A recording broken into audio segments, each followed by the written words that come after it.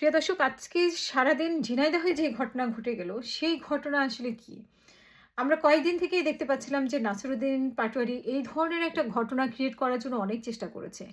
অনেক কথা বলেছে, স্বরাষ্ট্রমন্ত্রীকে টার্গেট করে কথা বলেছে, তারপরে প্রধানমন্ত্রীকে টার্গেট করে কথা বলেছে এবং গতকালকে যে ঘটনাটা ঘটিয়েছে রামিসার বাসার সামনে, সেই ঘটনায়ও কোনো লাভ হলো না।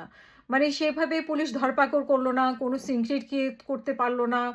মানে সরকারের উপর কোনো ব্লেম দিতে পারল না। তাহলে কেমনে হয়? আজকেই সেই ঘটনা ঘটলো এবং খুবই অবাক ব্যাপার যে কি ডায়ালগগুলা মানে কি স্লোগানগুলা ব্যবহার করছে আপনি দেখেন। শুরু থেকে একটু শুনুন।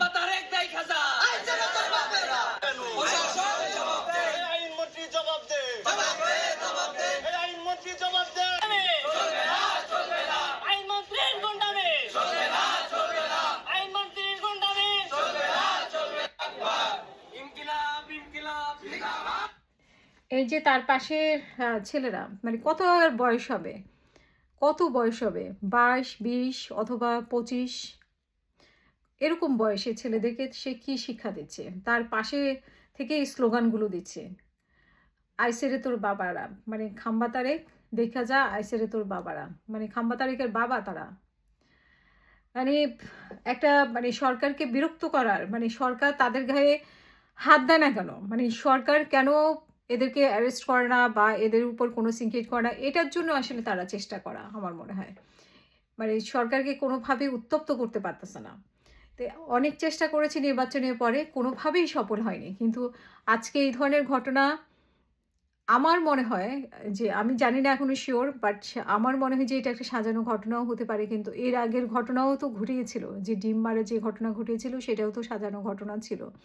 সেটা তো আমরা পরে দেখতে পেয়েছি। আজকেও এনসিপির নেতৃত্বের মুখেই যদি শুনে থাকি, মাহমুদা মিতু একটা স্ট্যাটাস দিয়েছেন।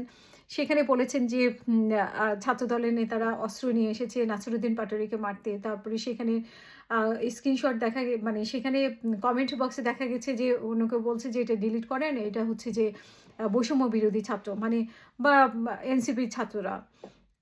এনসিপি দলের নেতারা, সরি। তো সেখানে আ এটা আসলে যারা স্ট্যাটাস দিচ্ছে তারা নিজেরাও জানে না যে আরে কি ঘটনা ঘটেছে। আমার ধারণা যে এটা একটা পরিকল্পিত ঘটনা। নাসিরুদ্দিন পাটোয়ারি একটা আলোচনায় আসার জন্য সবসময় মানে অ্যাটেনশন সিকার যাকে বলা হয়, এরকম একটা ব্যক্তি এবং একটা আ সুষ্ঠু পরিবেশকে অসুস্থ করার জন্য যা, যা দরকার নাসিরুদ্দিন পাটোয়ারি এনাফ। এবং এই নাসিরুদ্দিন পাটোয়ারিকে নিয়ে কিন্তু এনসিপির মধ্যেও অনেক আপত্তি আছে অনেকের মধ্যে। যে এবং ভবিষ্যতে এই এনসিপিতেও অনেক সমস্যা হবে নাসিরুদ্দিন পাটোয়ারির জন্য। কারণ তার ব্যবহার দেখেন যে সে এমন কোনো ব্যক্তি নেই রাষ্ট্রে তার সম্পর্কে সে আজেবাজে কথা বলে না। এবং সে মানে মবকে উস্কে দেয়। মানে তার উপর এটা করা হোক। মানে সে বড়, বড় নেতাদেরকে বলবে, কেউ কিছু করতে পারবে না, কেউ কিছু বলতে পারবে না। ছাত্রদল যদি কিছু বলে থাকে, তাহলে সেটা বলবে যে ছাত্রদল তাকে আক্রমণ করছে। পুলিশ যদি হাত দেয়, তাহলে বলবে যে এই সরকার। মানে এরকম একটা সিনক্রেট ক্রিয়েট করার জন্য নাসিরুদ্দিন পাটোয়ারি অনেক চেষ্টা করে যাচ্ছিল। বাট আজকে সেই সিনক্রেট সে তৈরি করতে পেরেছে। কিন্তু আসলে এগুলো করে কি লাভ? আজকে তার পাশে দাঁড়িয়ে যারা স্বরাষ্ট্রমন্ত্রীকে বা প্রধানমন্ত্রীকে গালি দিচ্ছে বা আইনমন্ত্রীকে গালি দিচ্ছে, একদিন তো তাকেও দিবে। কারণ তারা তো শেখাচ্ছে। এটাই তাদের নতুন রাজনীতি, নতুন বন্দোবস্ত। তাহলে আমরা এটা বুঝলাম যে তরুণদের কাছে আমরা সুন্দর রাজনীতি চেয়েছিলাম। এটাই হচ্ছে তাদের সুন্দর রাজনীতি। দেশের আমরা এত বছর সরকার দেখেছি, কোনো দিন বিরোধী দল মানে বিরোধী পক্ষের মত কখনোই এইভাবে এই ডায়ালগে কথা বলেছে কিনা আমি আমার চোখে সেভাবে পড়েনি। আমার হয়তো চোখে সমস্যা, আপনার পড়েছে কিনা সেটা আপনার কাছে শুনতে চাই। এবং নাসিরুদ্দিন পাটোয়ারি আসলেই মানে কিছু লোক আছে না অসহ্য টাইপের, মানে মানুষের মানুষ তাকে সহ্যই করতে পারে না। তারপরেও সে মানুষের আলোচনায় থাকবে।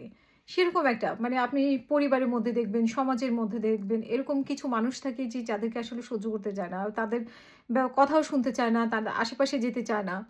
কিন্তু মানে তারা সবসময় যে মানে মানুষ যত অপছন্দ করবে তত বেশি সেখানে মানে মানুষের মধ্যে থাকার চেষ্টা করবে। নাসিরুদ্দিন পাটোয়ারি ঠিক সেরকম একজন মানুষ।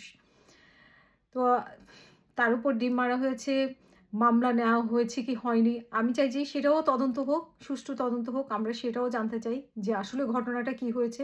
সম্পূর্ণ ঘটনা আমরা জানতে চাই যে এটা নাটক না সত্যি। সত্যি হলে অবশ্যই আমিও বিচার চাই যদি তার উপর হামলা হয়ে থাকে। তবে নতুন বন্দোবস্ত বলে তারা যে রাজনীতি শুরু করেছে, এটা কিন্তু খুব ভালো শিক্ষা দেবে না। বাংলাদেশের তরুণ সমাজকে আরও বেশি নষ্ট করে ফেলবে। একদম ধ্বংস করে ফেলবে। এমনিতেই তরুণ সমাজ ৫ আগস্টের পরে ধ্বংস হয়ে যাচ্ছে বা গেছে। ওদেরকে দেখে। কারণ ওদেরকে দেখেছে ৫ই আগস্টের পরে কিভাবে রাতারাতি গাড়ি বাড়ির মালিক হয়েছে, কোটি, কোটি টাকার মালিক হয়েছে। সেই দেখে কিন্তু আসলে এখন শর্টকাট টাকা বানানোর সবার মধ্যে একটা টেনডেন্সি তৈরি হয়েছে। তো তরুণ সমাজকে নষ্ট করার জন্য ওরা এনাফ, এনসিপি এনাফ। এনসিপির এই কয়েকজন নেতাই এনাফ। তবে সবার কথা বলব না। নাহিদ ইসলাম খুব ভদ্রভাবে কথা বলে। খুব আস্তে, আস্তে সুন্দর করে কথা বলে। ঠিক আছে? তাকে বলা যায় না। তারপরে হাসনাত আব্দুল্লাহ খুব আ মানে চেষ্টা করে, আর সেও আলোচনায় থাকতে চেষ্টা করে, বাট তার কোয়ালিটি আছে। সে বক্তব্য রাখে চমৎকার করে যৌক্তিকভাবে। এরকম মানে পেইনফুল না। আর নাসিরুদ্দিন পাটোয়ারি হচ্ছে প্রচণ্ড একটা পেইনফুল মানুষ। তারপরে আসিফ মাহমুদ সজীব ভুঁইয়া, হ্যাঁ, চিকন, চিকন করে কথা বলে। অনেক অন্যায় করেছে, দুর্নীতি করেছে। কিন্তু আ নাসিরুদ্দিন পাটোয়ারির মতো বেয়াদব না। তো এনসিপিকেও আসলে বুঝতে হবে এই ধরনের বেয়াদব দলের মধ্যে রাখলে কি হতে পারে ভবিষ্যতে।